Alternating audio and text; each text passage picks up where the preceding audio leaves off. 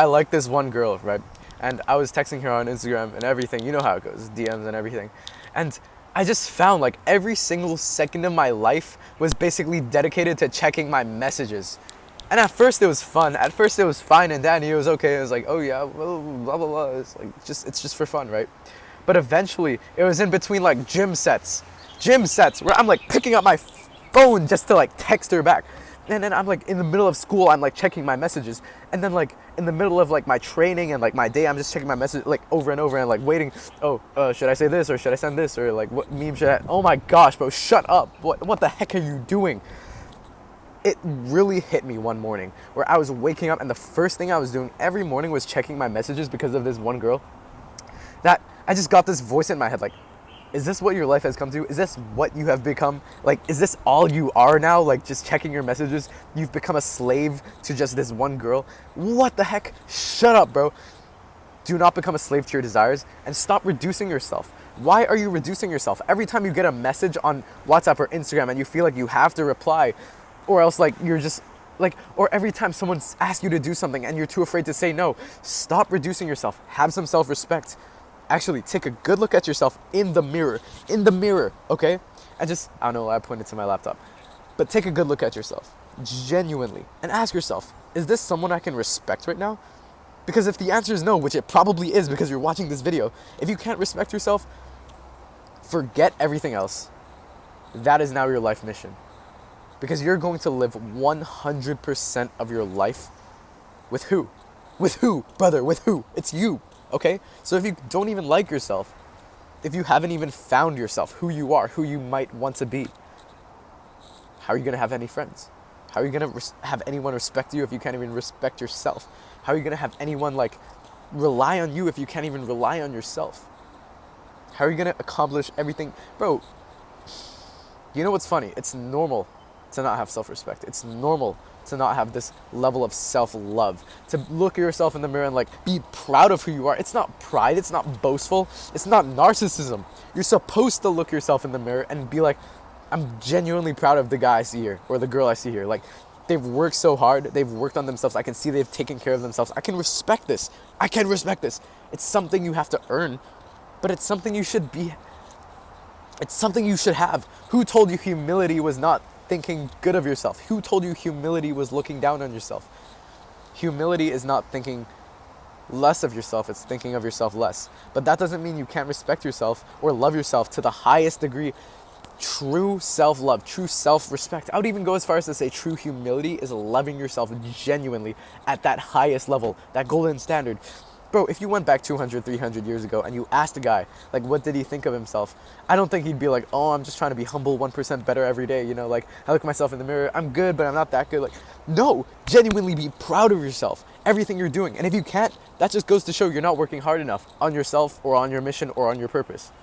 That just goes to show you, if you can't respect yourself, something is wrong. And it's on you to fix it, because no self-help book, no self-improvement YouTube video like this is going to help you. You have to put in the work, brother. Oh, my camera's so foggy now. And the moment that I look myself, why is my camera so foggy? The moment that I look myself in the mirror and I was genuinely like, I hate you. I hate you. That's what I told myself. That is the day that I changed myself. It was October 27th, 2023.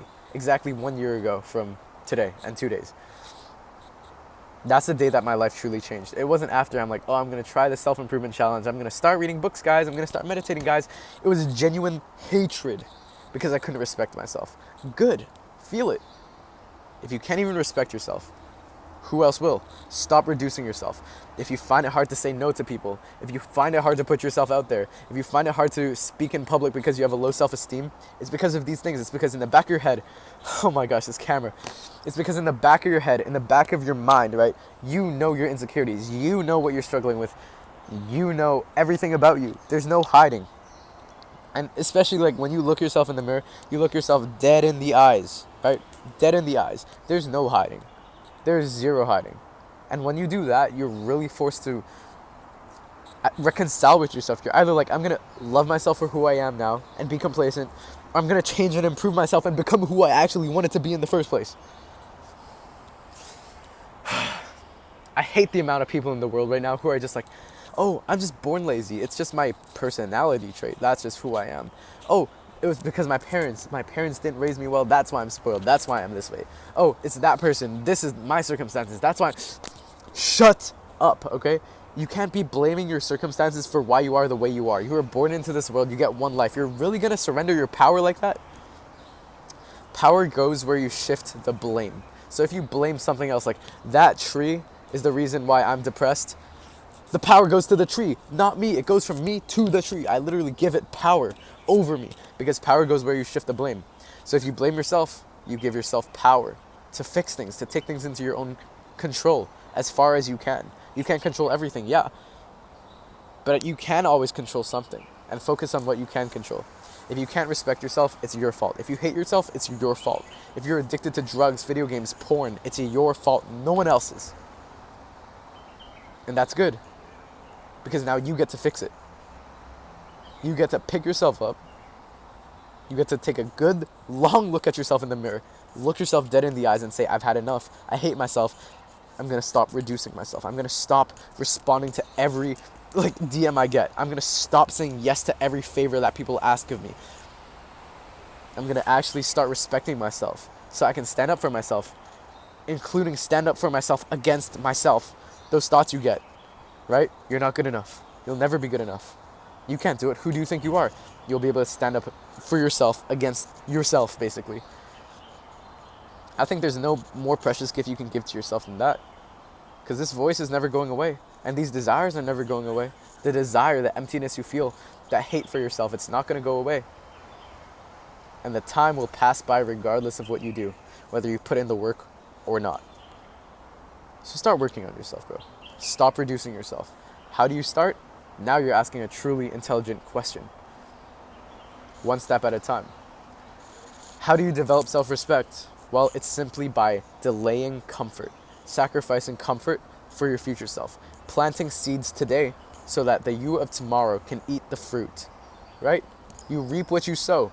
If you play video games today and waste time procrastinate, you put stress toward your future self to have more work to do. If you sleep late tonight, future you tomorrow has literally less energy. If you eat a terrible diet every day, you're eating McDonald's and a McFlurry at 10 p.m., because I know some of you do that, you're literally taking life off of your future self. So if you do things, I don't know, study early, finish your projects for school, don't procrastinate, make your bed, whatever it may be, right? Find something to do for your future self. Pack your bag the night before so future you doesn't have to worry about what to pack in your bag. Or plan your day tonight so that future you doesn't have to worry about what you're going to do tomorrow. Little things like these, and you slowly start to see opportunities to build and sacrifice for your future self. You begin to look back on your past self with gratitude, with hey, that was pretty cool of you. Thank you for doing that for me. I plan my schedule every single day, and I'm so grateful for my past self for doing that. Do I feel like doing it? Hell no, I want to go to bed. But before I go to bed, I'll pack my bag, I'll plan my day for tomorrow so that I don't have to stress. Future me doesn't have to stress. And slowly you start building that hey, this guy actually likes me, he loves me, he's caring for me, right? We always think of a relationship with, I don't know, your best friend or whatever, a friendship, right? If you had a friend who constantly stole energy from yourself, constantly criticized you, constantly forced you to sleep late and procrastinate and made you more stressed, you probably wouldn't be friends with them for a long time, if at all. But that's exactly what you do to yourself, you stupid, dumb, man, I need to hear this more than anyone. So yeah, you get exactly what to do now, hopefully. Pick one thing, make your bed tonight or in the morning or whatever. Or do something, plan your day, find something. I want you to, if it helps you be accountable, comment it, whatever, so people can see it. And it also helps the algorithm. So. But if you don't, just write it down. Literally, write it down on a pen and a piece of paper and sign it so you have that accountability. Find some way to sacrifice for your future self. And find something that you can do now that your future self will thank you for doing. And that's how you build self-respect, self-love. It's not by flipping a switch, telling yourself in the mirror affirmations, oh, I love you, I love you, I love you, I love you, I love you. It's not these affirmations. Shut up. Put in the work. Get after it. If you want to hear more from a 17-year-old trying to figure out life, subscribe. It's a win-win for both of us. What are you waiting for? Get after it. Oh. Ah!